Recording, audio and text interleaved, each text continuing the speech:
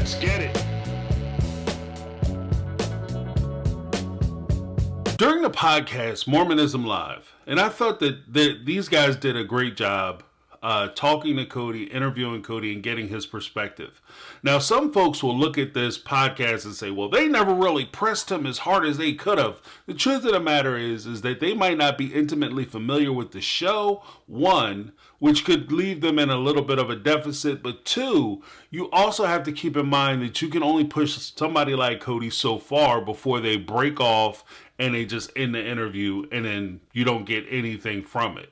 He's not going to get trapped into a situation where he takes responsibility for anything he does. He's not going to be put into a conversation or engage in a conversation where he has to acknowledge any pain or damage that he's caused to somebody else, unless he can somehow link his bigger pain to that particular situation. Like, oh yeah, this person was hurt. Her feelings may have been hurt, but she completely destroyed my life. And you'll see a lot of that as Cody talks. But one of the things that was actually brought up during Mormonism Live is he was trying to express the value of having somebody like Robin in the family was actually when he had made the assertion that the wives that he has should beg him for forgiveness. When something happens or there's a disagreement, they should come to him. He shouldn't have to go to them and try to explain himself. They should come to him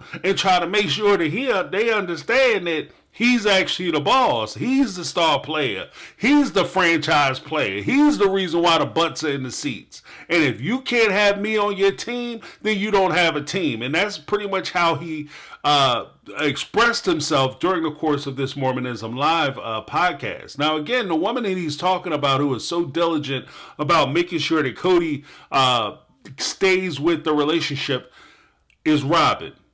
He's saying that Robin came into the family. She was so excited, so psyched about being a part of the family and so committed to the family. She wanted to make sure that I, Cody, have great relationships and stayed in with the wives. And if they kick me out, I'm supposed to go sleep on the couch. If they tell me they don't want to talk, I'm supposed to insist that they talk to me. And Cody sees that as as some kind of slight. Now, I'm going to tell you as a grown-ass man, Doc, sometimes your ass got to beg. Sometimes you mess up and you have to... baby, please, baby, please. Sometimes you got to do that shit. It happens. You know what I mean? Especially if you mess up. If you mess up and you taking full responsibility for the things that you did wrong, then you have to acknowledge that you did something wrong. That's just it's not even so much being a man or being like a macho leader of the family. It's just being an adult. It's part of maturity. It's part of your maturing process. When you have your teenage kids or your young kids, the first thing you talk to them about is taking responsibility when they do something wrong. One of the big things that I always try to push to my kids is that I want you to make sure that if you do something wrong, have two things going for you. You go out, you do something wrong. One, know that you're doing something wrong and make the decision to do that wrong thing for yourself. Don't do the wrong thing because a bunch of your friends are doing the wrong thing. Make the decision for yourself to do the wrong damn thing and have a reason as to why you're doing it. And then two, when you do the wrong thing because you acknowledge that it's a choice that you made, then you also acknowledge the fact that you are responsible for your choice. So anything that happens out of that wrong decision is your fault, and you have to take responsibility for it. When Cody is sitting there talking about he is in an argument with his women, and they're supposed to come back and beg for him, he's not taking responsibility for his relationship. And I've often said that he wants to treat the wives like they're not full participants or partners in these relationships. But the truth of the matter is that Cody doesn't consider himself a partner in the relationship. He doesn't really consider himself a participant in these relationships. These relationships are simply there to facilitate him in having a particular lifestyle or give him certain bragging rights. They're not there to make sure that he has this relationship with his family and he has these ties to these other human beings. These other human beings are basically chits. They're little things that you can check off, boxes you can check off. Here's the example of what I was talking about during Mormonism Live, where Cody was talking about Robin trying to keep him on the straight and narrow by insisting that he go and try to mend fences with his wives. We'll talk about it on the other side. I had a wife who kicked me out of the house, and she says, you go sleep on that couch. You get in her face. You tell her you love her. You get back with it. I'm like, I'm not doing that. That's the walk of shame. I'm like, she can ask me to come back. And she was always supportive of the relationship. She wanted me to push to have it go through, but she wasn't ready to see it dissolve. And I think I just came to a point where I was like cynical enough to go, this is going. I came to the point where I felt like the lifestyle was going to kill me. Lifestyle was going to kill me. It was going to kill me that I have to go back and try to work these relationships out with these people. That was going to kill me. It was going to lead to the death knell. There was gonna be some slow singing and flower bringing, and I was gonna be staring at the roof of the church because I had to go back and actually engage these women in conversations. It's such a ridiculous idea and notion. That's the first part. The second part is go and sit on the couch with them. Insist that, when you stay at their house, basically get out of my house. That's how I kind of take that. It's not as open-ended. It's like, oh, you go work it out. It's like, no, you need to just not be here. So if you have to sleep on that couch, you sleep on that couch. You just can't sleep here. Okay, fine. But let's give her the benefit of the doubt. Let's give Robin the benefit of the doubt.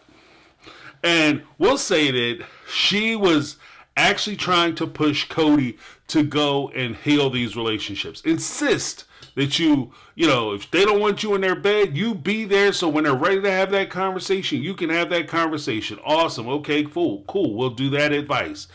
But he sees that as, I'm not going to do that. I'm not begging them. They should be begging me. If I go and I take responsibility for something I did, that would be the walk of shame. Somehow I'm diminished because I am taking responsibility for my actions. And when you take that kind of lead on your relationships, then what you're doing is you're destroying and devaluing your relationship. Because it's not important enough for you to actually put effort into maintaining it. Now, this is where I've often done the comparison, especially when I talk about like children and Truly and kids and his involvement in kids and wanting to be around and make sure that he's there for them. One of the things comparisons I've always made that always bothered me, especially when you talk about deadbeat dads, not necessarily saying Cody's a deadbeat dad, but when you deal with deadbeat dads, if that child was an investment or a business opportunity or represented some kind of money, that other parent would make sure that they had their ass involved. In every step and every decision that involves that particular business, they would be involved. If it was $20 million, instead of Truly, it was a trust fund, it was $20 million, Cody's ass would make sure that every decision that has to deal with Truly that trust fund goes through him, that he has a say, and he wouldn't accept that. Oh, I'm just gonna have some dude just staying in the house with my trust fund. No, hell no. I'm coming by to check on trust fund. In fact, trust fund need to spend more time with me, and not you don't get to utilize or capitalize or monopolize all that time. I said a bunch of words, but you don't get to control it. And it's the same thing with these relationships with these women.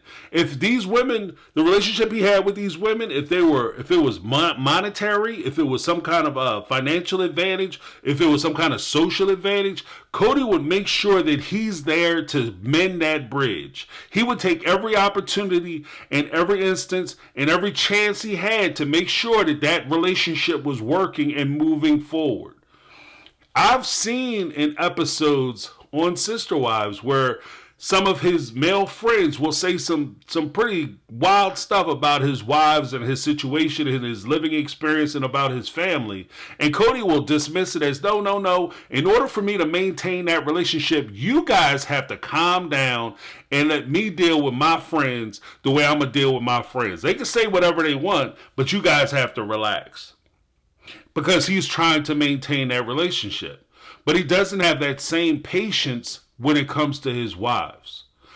Let me know what you guys think down below. That's my take. I'm James. This has been My Take on Reality, and I'm out.